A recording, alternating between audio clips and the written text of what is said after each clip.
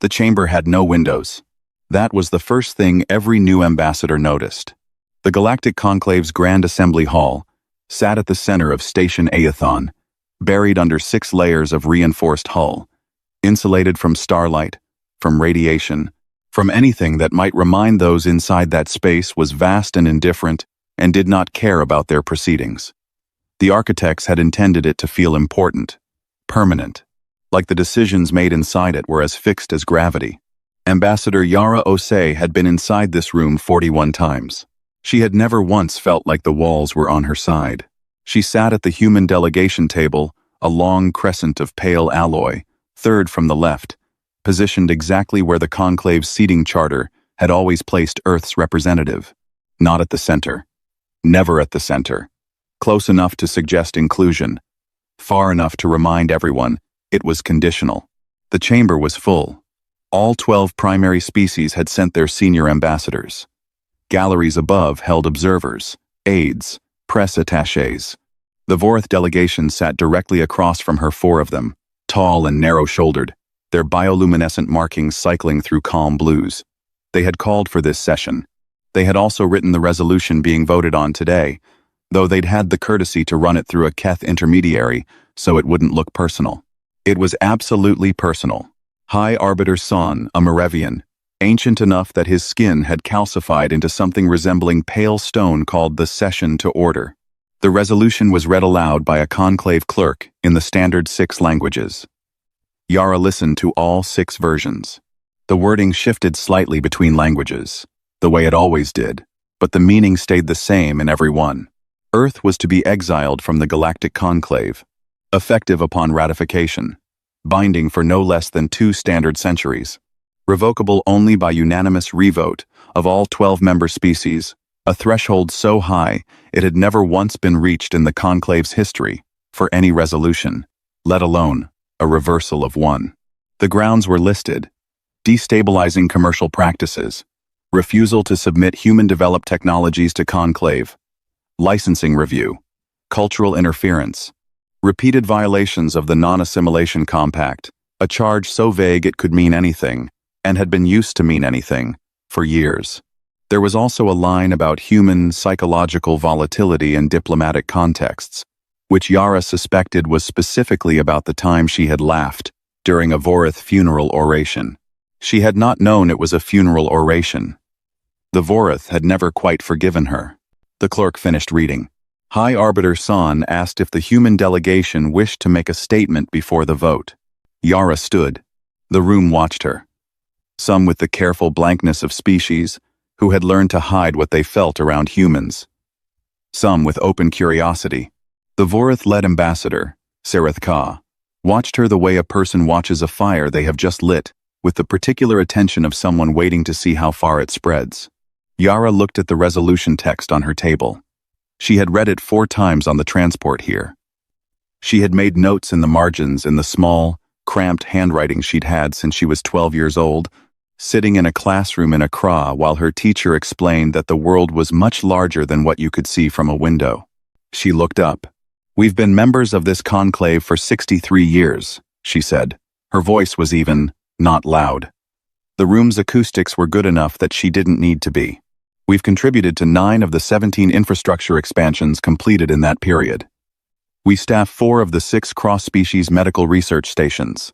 Our commercial logistics networks handle, by the Conclave's own last audit, approximately 31% of non-military cargo transit in the inner systems." She paused. "I mention these things not to argue against the resolution. I mention them so that the record is complete." Sereth Ka shifted slightly. The bioluminescence on his neck flickered yellow for a fraction of a second. "We understand the vote," Yara said. "We understand what it means. We simply want it understood clearly, on record, before the vote is cast, that we are not surprised." She sat down. San called the vote. It went around the chamber in order of founding membership. 1 by 1. 12 species, 12 votes. The Vorith voted first yes.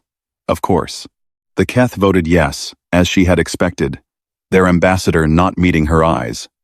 The Muir voted yes. The Pell voted yes. The Drassic abstained.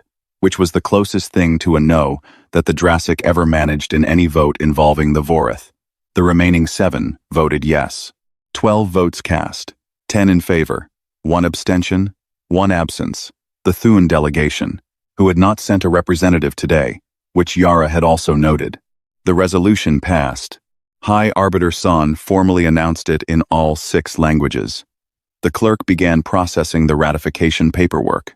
The galleries above were buzzing the sound of 100 aides opening communicators, preparing dispatches, beginning the transmission that would carry today's result to every corner of conclave space.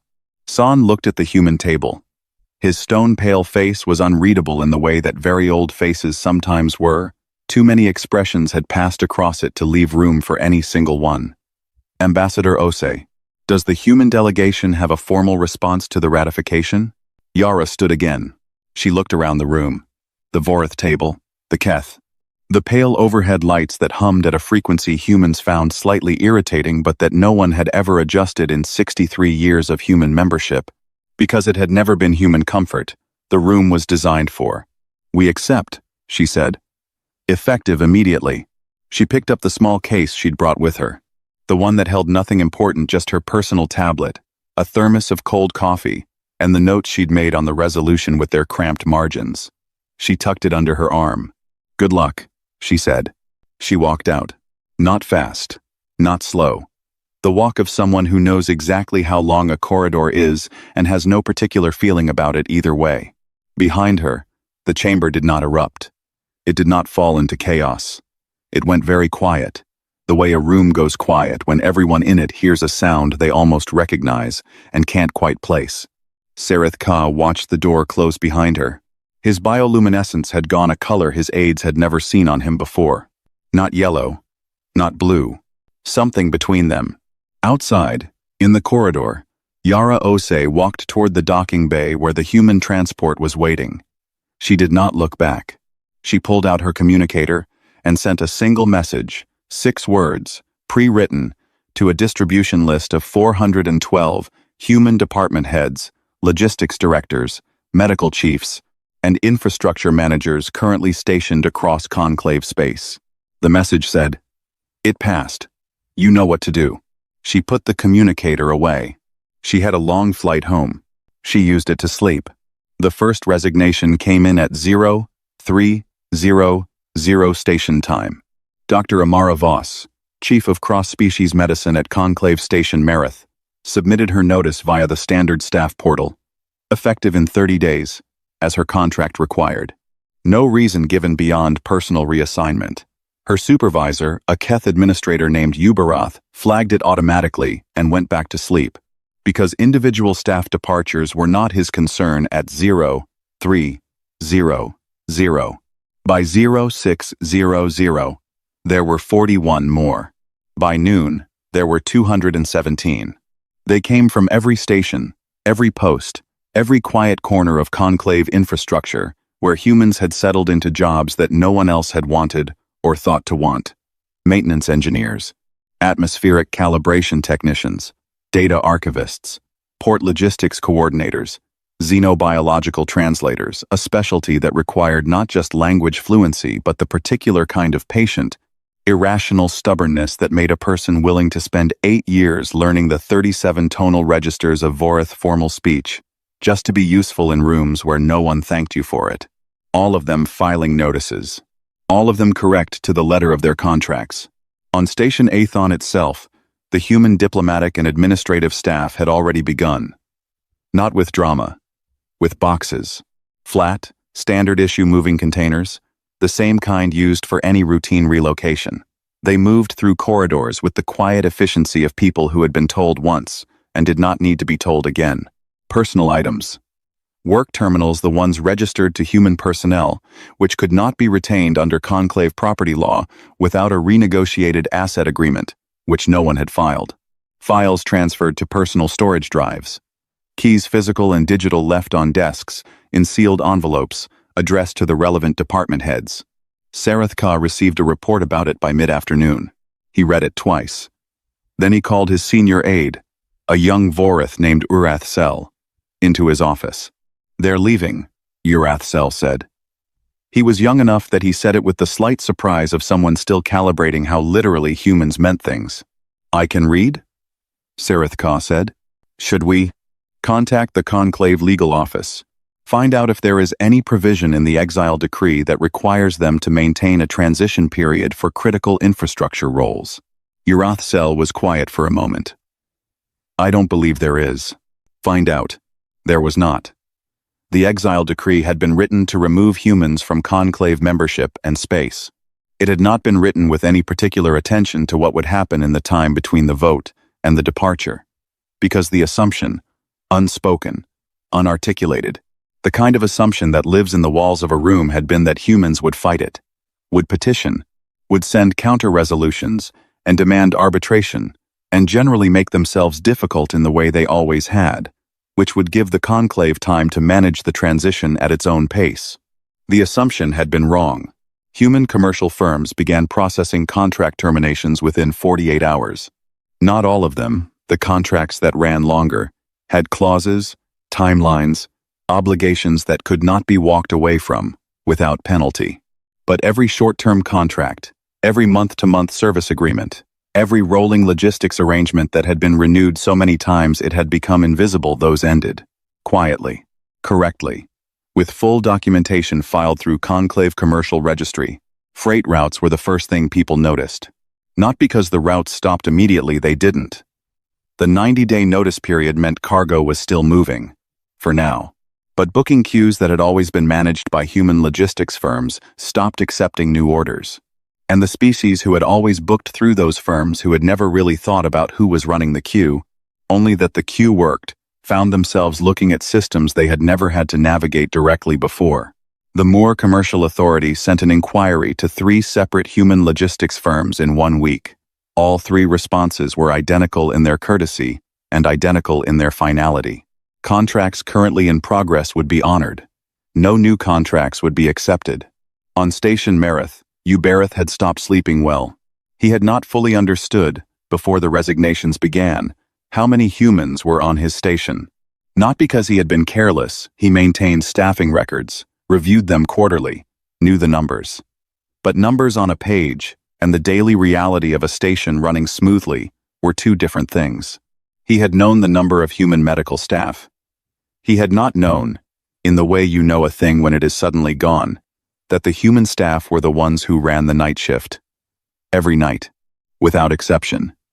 Because they had volunteered for it, years ago, citing something about circadian adaptability, and no one else had objected, and it had simply become the way things were.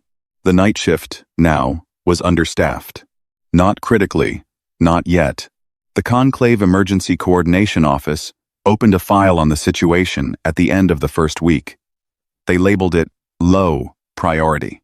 This was because the situation, at the end of the first week, was not yet an emergency. It was only the feeling of something important being about to become one. The humans continued to leave. Not all at once, not with noise. In groups, in pairs, individually, on transports that departed on schedule from stations they had served on for years. Some of them had colleagues who came to see them off. Some of those colleagues brought small gifts, the way you do when someone leaves, and you are not quite sure if you will see them again. Some said things like, "Surely it will be sorted out soon." The humans smiled and said polite things back and carried their boxes onto their ships. At one of the relay stations in the Mid-Belt Station Vorith, 4, named for the species that had funded its construction, a human engineering team completed its final maintenance cycle 6 hours before their departure. They left the station in perfect condition. Every system green. Every diagnostic logged. Every repair notation filed in the station's maintenance record, clearly labeled, with the relevant technical manual pages cited in case whoever came next needed guidance. The station supervisor, Avorith, of course, reviewed the logs after they left. Everything was in order. Impeccable, even. He had a strange feeling he could not name. It was not gratitude exactly. It was more specific than that. It was the feeling of watching someone pack up their work with perfect care and walk away. And understanding, only in the walking away, that you had never really understood what the work was. He sent a report to Sarith Ka's office. Standard format. Factual. The humans had completed their final maintenance cycle at Vorith, 4, and departed without incident. All 17 of his station's critical systems were operating normally. He did not know for how long. The first thing to fail was not dramatic. It was a routing update. Every 6 weeks, the Conclave's cargo transit network pushed an update to its central navigation tables, a dry, technical process that adjusted freight lanes based on traffic density, fuel depot availability, and minor gravitational drift in high-traffic corridors. The update had always run automatically. No one had ever thought to ask who maintained the algorithm behind it, because it had always simply worked. It did not work. Not catastrophically. Not in a way that stopped ships. The update ran, processed, and produced a set of lane adjustments that were technically within tolerance, but practically wrong, tightening a bottleneck near the Keth inner stations that added between 9 and 14 days to 17 of the comma. Most traveled trade routes. Freight operators filed complaints. The Conclave Technical Bureau opened a ticket. 2 junior analysts spent 3 days looking at the algorithm's architecture before one of them found a notation buried in the code's documentation. Maintained by Halverson Logistics Solutions. Human registered. Contract Ref. CTR 7741E. CTR 7741E. Had been a rolling annual contract. It had not been renewed. The Bureau escalated the ticket. They assigned a Keth software engineer to take over maintenance of the routing algorithm. She was talented and thorough, and it took her 11 weeks to fully understand a system the human team had apparently managed with 2 people and a shared calendar. She fixed the bottleneck. She also found 4 other places in the algorithm where similar drift had been silently corrected, on a regular schedule, for what the logs indicated was approximately 19 years. She filed a report. It was not the only one filed that month. The medical situation on the outer stations developed more slowly. In the first weeks after the withdrawal, it was barely visible. A slightly longer wait time for certain specialist consultations. Some treatment protocols that were technically current, but had not been updated with the most recent research, because the updating process had been informal, human-run, and was now nobody's formal job. Patients were treated. Nobody died from it. Not yet. What the station medical chiefs began noticing was narrower than that. Precision errors. Small ones. A dosage calibration for a PEL patient that was correct by the old standard and slightly wrong by a revised standard that had been published 3 months ago, a revision that the now-departed human medical team had known about, and had been planning to integrate at their next quarterly review, which had never happened. The Muir patient who came in with a secondary infection that the diagnostic system flagged as a primary condition. Not a critical mistake. Caught in time. But the physician reviewing it noted something in his report. The diagnostic system's cross-species pathology index had a last update timestamp that was 18 months old. He had not known this before. He had not known to look. It was the kind of thing that, once you saw it, you could not stop seeing. The Conclave Emergency Coordination Office upgraded the situation file from low priority to moderate concern in the 6th week. This was a bureaucratic distinction that meant slightly more people were reading slightly more reports. It did not yet mean anyone had said the word humans out loud in an official meeting, because saying the word out loud in an official meeting would require acknowledging something that the Conclave's 12 senior ambassadors were not yet prepared to acknowledge. Then the Drassic-Pell border situation happened. It was not a war. It was barely a confrontation. The Drassic and the Pell had a territorial overlap in a system called Verith 9, a cold, resource-sparse system that neither species particularly wanted, but that both had historical claim to, which made it the kind of dispute that simmered for decades without boiling because there was a mechanism for managing it. The mechanism was the Neutral Arbitration Bureau. The Neutral Arbitration Bureau had been, for 22 years, staffed and administered by a human legal firm out of Station Coram. It had handled the Drassic-Pell overlap 5 times since its founding, twice formally, 3 times through quiet pre-arbitration negotiations that never required a full hearing. Everyone involved had understood that if anything escalated in Verith 9, you called the Bureau. You called it before you sent ships. That was simply how it worked. The Bureau was no longer in conclave space. The firm had not dissolved. It had relocated, along with everything else human, to coordinates outside conclave jurisdiction.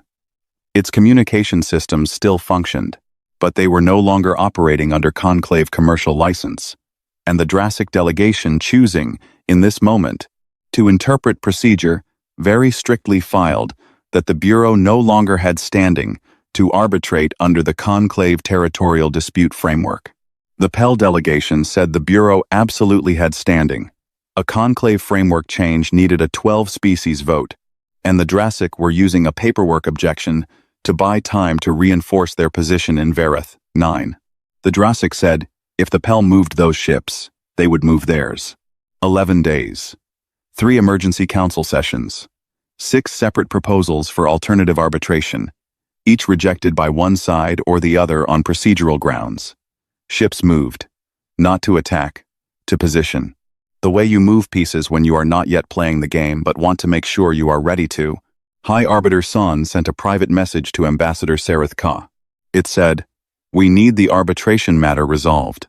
What is the status of establishing replacement neutral parties?" Sareth Ka's reply took 6 hours. It said, "There are no established neutral parties with comparable cross-species legal expertise in conclave space at this time. We are reviewing options." San read it. Read it again. He pulled up the conclave's official directory of licensed commercial legal firms. The ones with full conclave standing. The ones that had passed the certification process. The ones whose arbitration rulings were automatically recognized as binding under conclave law. He filtered for firms with experience in territorial disputes. Then for firms with experience across more than 4 species. Then for firms currently operating within conclave jurisdiction. 11 firms met the first criterion. 4 met the second. None met the third. He sat in his office under the permanent artificial light that the Merivian circadian system required, and he looked at the empty third column of the directory for a long time. He did not send a response to Sareth Ka. He opened a new document instead and began writing notes. Not an official report, personal ones, in the cramped notation style he had used since before some of the current ambassadors were born. He wrote down dates, numbers, the routing algorithm, the medical index timestamps, the arbitration gap. Small things. Added up. He did not write any conclusions. He did not need to. The conclusions were already in the room with him. They had been there since Yara Osei had picked up her case and walked out the door, and he simply had not had enough numbers yet to see them clearly. He had them now. Outside the station, in the shipping lanes near the Midbelt, a freighter running a Keth trade route passed through a corridor that had been maintained, for 19 years, by people who were no longer there. The lane was still open. The beacons still ran. The gravitational calculations were still correct for now, based on a drift model last updated 4 months ago. The freighter passed through without incident. It would for a while yet. A while was not the same as forever. The envoy was called the Reconciliation Mission. That was the official name, chosen by committee, approved by 8 of the 12 ambassadors after 2 weeks of argument about whether the word reconciliation implied that the conclave had done something wrong. It had been shortened, in internal communications, to the Rec Mission, which sounded less like an apology and more like a bureaucratic errand, which was how most of the ambassadors preferred to think of it. It was led by Ambassador Keth Primary Suinvel, a deliberate choice. The Keth were regarded as the most neutral of the founding species, their vote on the Exile having been, yes, but their public posture since then, having been carefully, professionally ambiguous. They were the right face for this particular door. Suinvel had brought 3 aides, a legal advisor, and a small case of what the Keth considered appropriate diplomatic gifts. She had also brought, at the insistence of Sareth Ka's office, a Vorith trade attaché named Orith Sen, who was there to observe, and who had been told, very clearly, not to speak unless spoken to. The coordinates in the summons, because that was what the conclave's request had eventually been. A summons, dressed as an invitation, led them to a system called Solace 7. It was not listed in any conclave stellar registry. It appeared in the records of the Independent Cartographic Union. a small, quiet organization that operated entirely outside conclave jurisdiction and had been certifying star system claims for 300 years. Earth had registered Solus 7 with the ICU 14 years ago. Sunvel had read that detail in the mission briefing, and then read it again, and then set the briefing down, and looked at the wall of her transport cabin for a long moment before picking it up again. 14 years.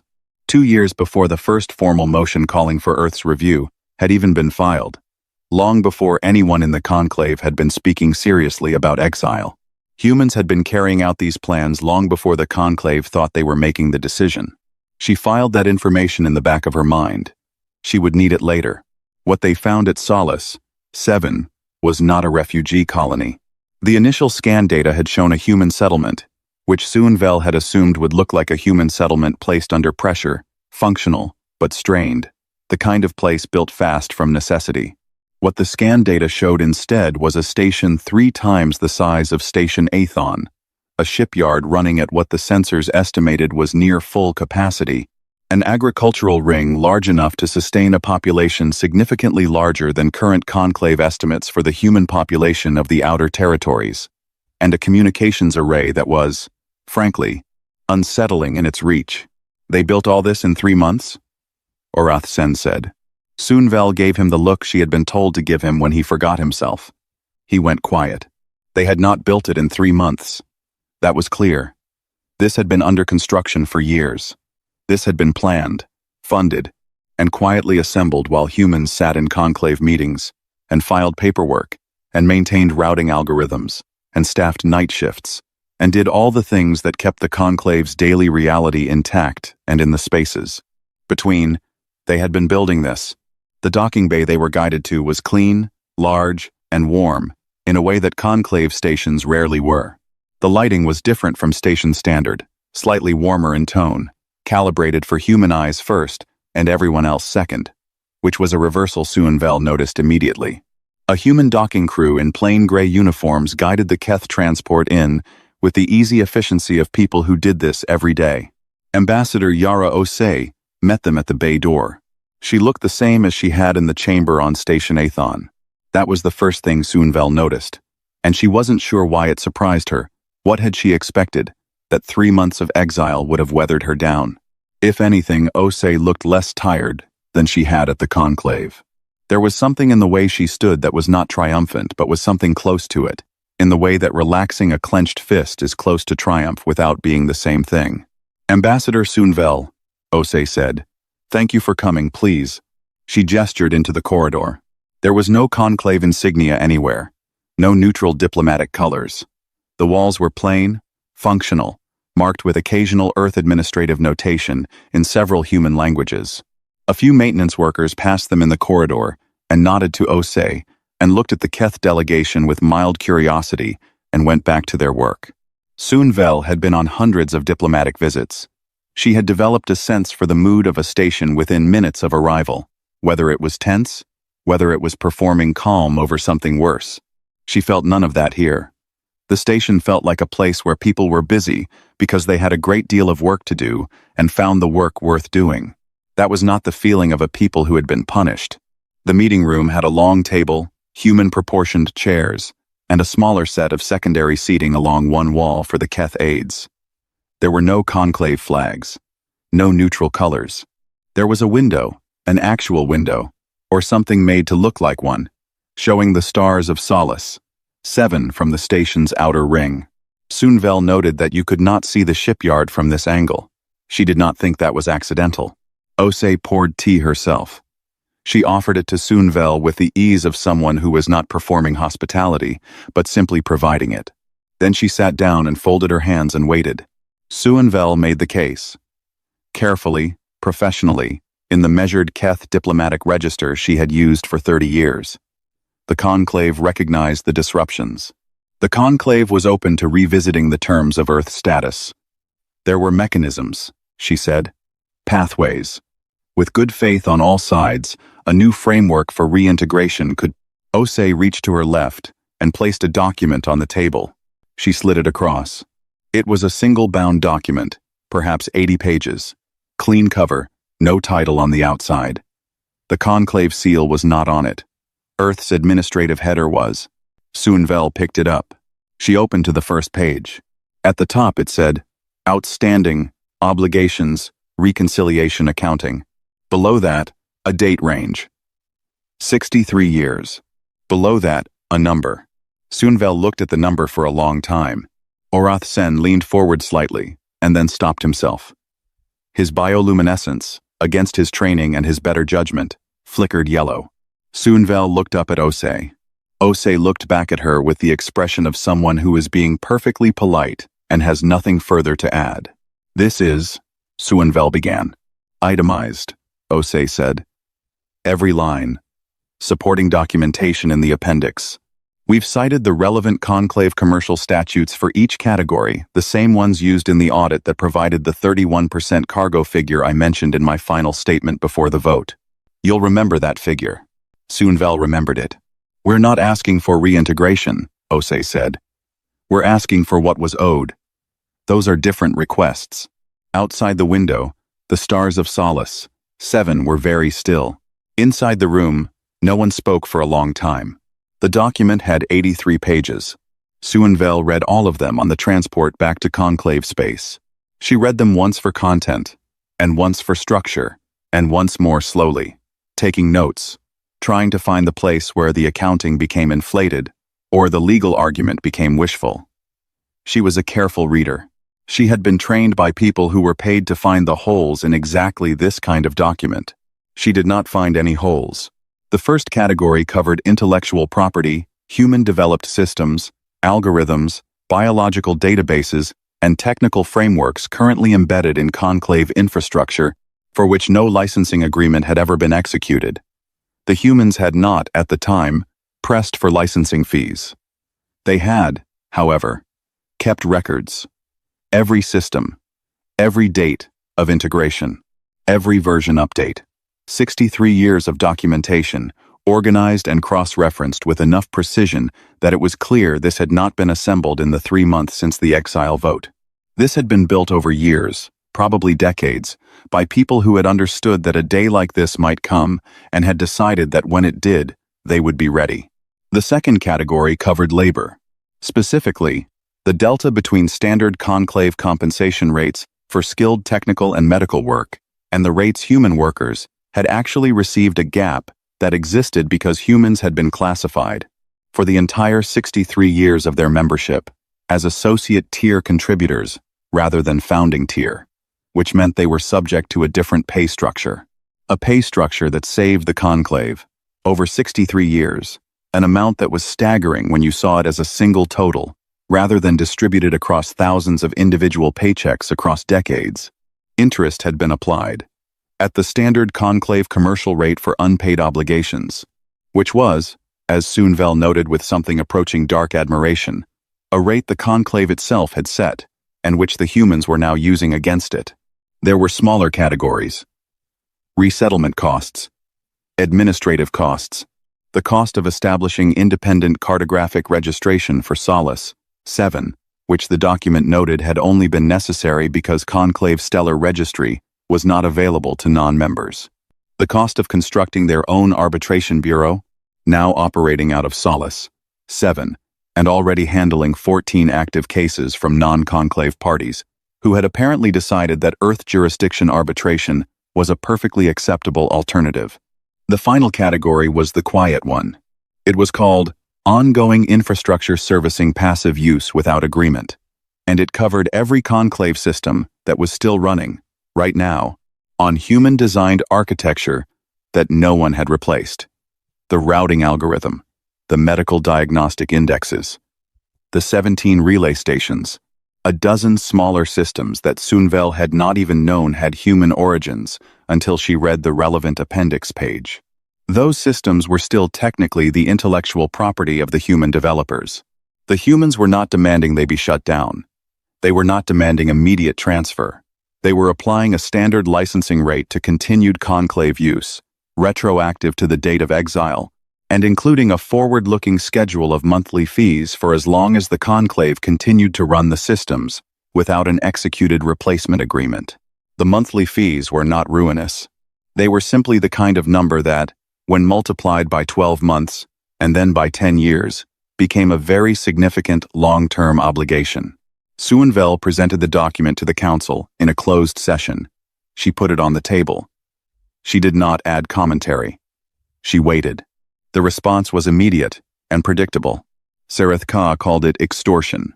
He called it precisely that, using the Vorith word that implied not just financial coercion, but a particular kind of moral ugliness, a shakedown by a weaker party against a stronger one. Several other ambassadors agreed with him in varying degrees of volume. High Arbiter San did not agree or disagree. He read specific sections of the document. He asked Suenvel to confirm, twice, that the legal citations were accurate. She confirmed them both times. He went quiet. "This is unprecedented," said the Moor ambassador, which was true. "It is also," San said, "legal." The room went the kind of quiet that has texture to it. "They are using our own commercial law," San continued. He was not saying it with accusation or with admiration. He was saying it the way a navigator announces a heading, "This is the direction we are in, whether we intended to be here or not." The rates they have applied are standard conclave commercial rates. The categories of claim are all recognized categories under the trade and contribution framework. The documentation, he paused, is thorough. "We could contest it," said the Keth trade minister. "On what grounds?" Suenvel asked. Silence. "The documentation," San said again quietly. 63 years of it. The negotiations that followed lasted 4 months. They were conducted on Solace, 7, at Osei's table, because the humans had no reason to travel to conclave space for them, and the conclave had every reason to come. Suenvel led the conclave delegation.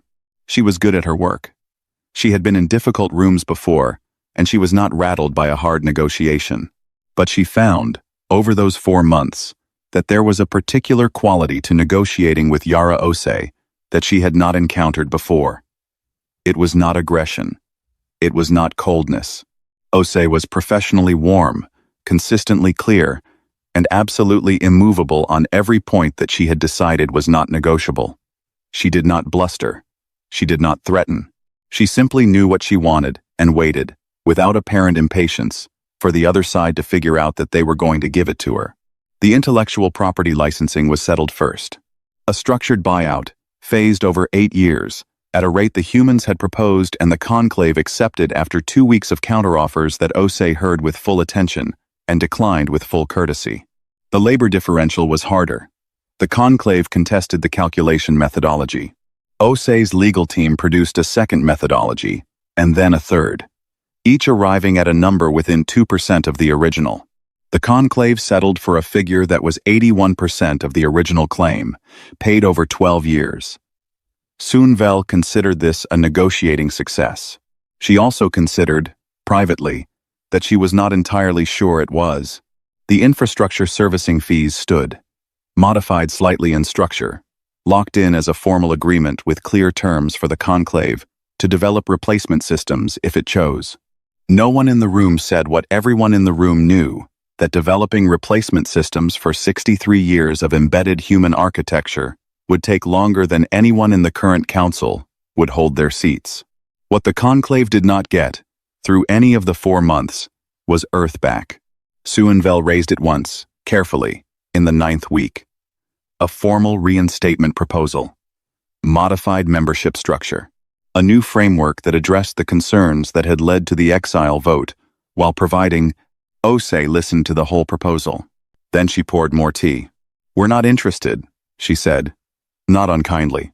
With the tone of someone declining a dinner invitation, they had already declined before and expected to decline again.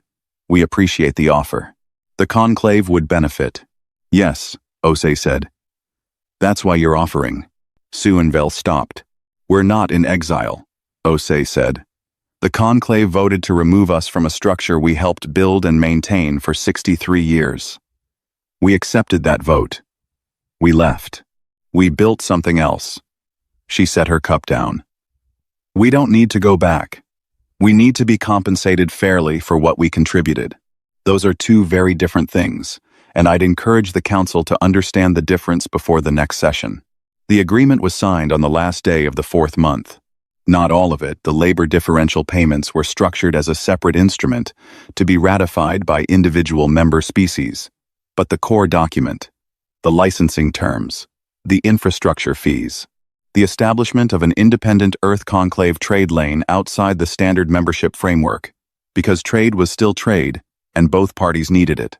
The Conclave sent a formal announcement. Historic Cooperative Agreement. New Framework for Interstellar Partnership. Language designed to make the thing sound like something it had not been. Ose sent nothing publicly. In her office on Solace, 7, looking out at the stars through a window that faced the shipyard, now its slow, steady construction, she did not need to hide. She reviewed the signed document one last time. The Conclave had not invited humanity back. Humanity had not asked to come back. What had happened instead was quieter and more permanent than either of those things. The Conclave had restructured its commercial law to formally recognize Earth as an independent partner entity. Its infrastructure agreements now carried human signatures. Its trade lanes ran through human-licensed corridors. Its disputes, increasingly, went to arbitration firms operating under Earth jurisdiction. The Conclave had not absorbed humanity. Humanity, without ceremony or declaration, without a single warship moved or a single threat issued, had made itself load-bearing again, just on its own terms this time. Ose closed the document file. She had a station to run. She had always had a great deal of work to do. The difference now was that everyone knew it.